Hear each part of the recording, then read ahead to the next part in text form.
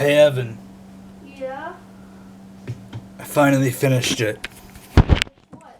I found out the history of the Slender Man. Okay, so what's next? I think I should explain it to you so we understand what our enemy is. Okay. So, the history of the Slender Man spans from now until 9000 BC. Well, I guess it's the opposite, 9000 BC until now.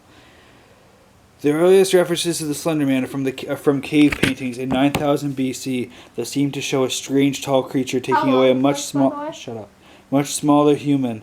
However, it is likely that this was only the first recorded sighting, and it is possible that the Slender Man may have existed shortly before the dinosaurs went extinct. The Slender Man appeared in 3100 BC in Egyptian hieroglyphics, where he was referred to as the thief of the gods. The Egyptian people believed him to be the corpse of a god who was betrayed by the other gods and killed and sent to Earth. Okay. In 1540, an unknown painter created Der Ritter, German for the Knight, a painting of a knight being attacked by a creature with tentacles and no face.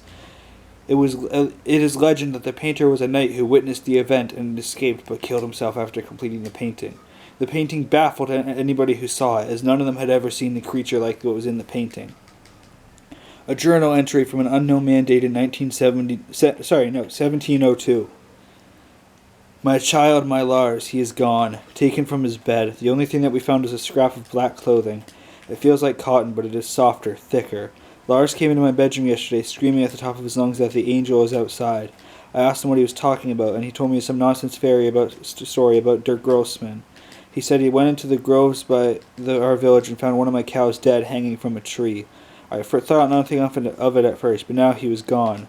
We must find Lars, and my family must leave before we are killed. I am sorry, my son. I should have listened. May God forgive me. In the mid-1800s, a young girl was abused by her uncle.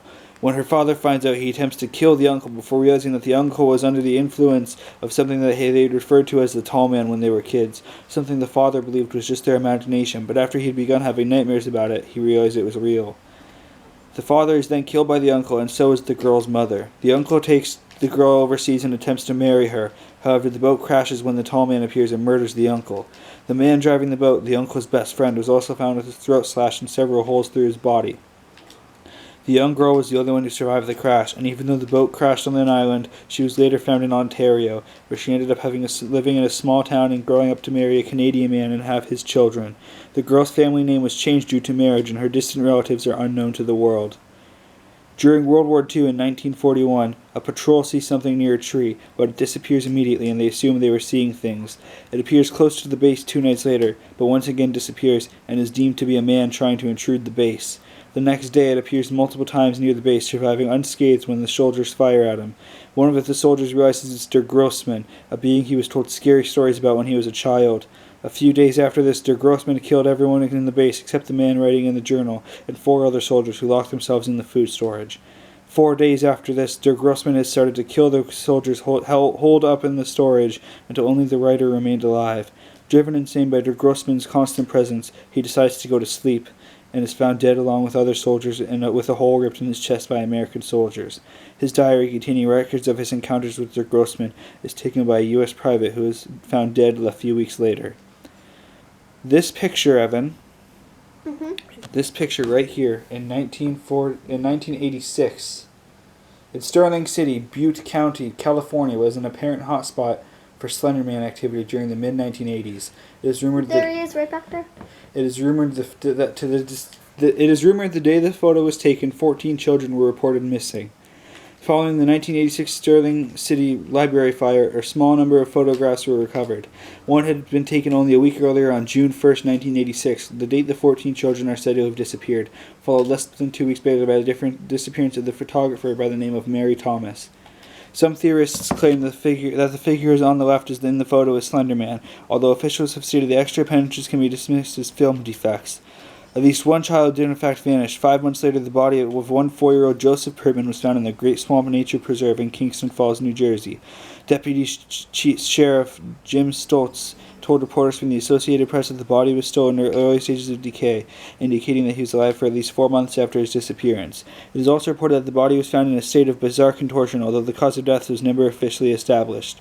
On April 21st, 1987, the Sterling City Post ran a story regarding a rash of animal mutilations in Sterling City that the Butte County Animal Control Department were attributing to coyotes.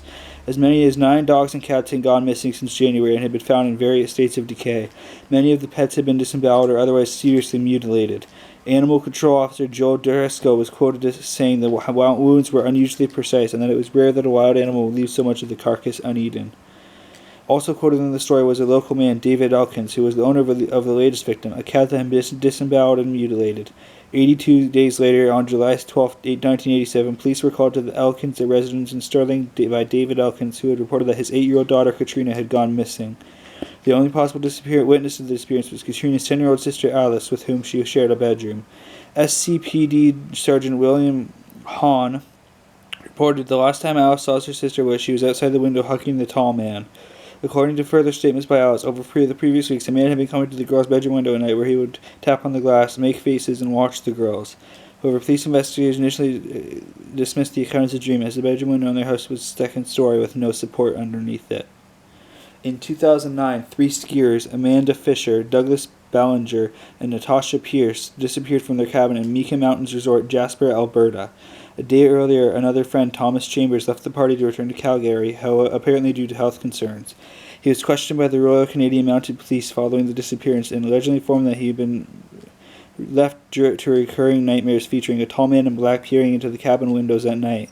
Investigators have confirmed that they ruled Chambers out as a possible suspect but considered him a key witness. The source within RCMP who spoke up on the condition of anonymity revealed to the Calgary Sun that the officers had confiscated a digital camera and a camcorder at the time of the interview, which was never returned.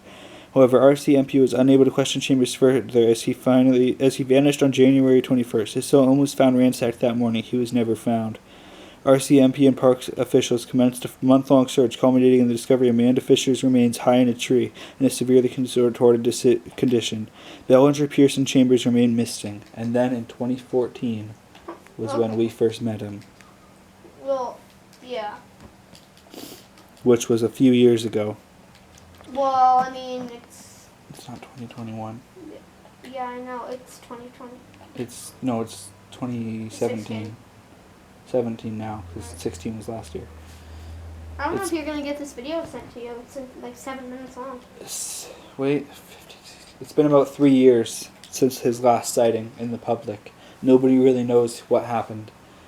All they know is an entire school of children went missing.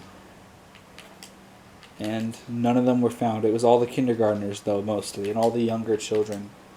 And the reason that most of it was noticed was because it was most of the kindergartners, but especially one class, and all of them were taken, and their bodies were found in the forest of our town, here in Araby Lakes, Ontario. Mhm.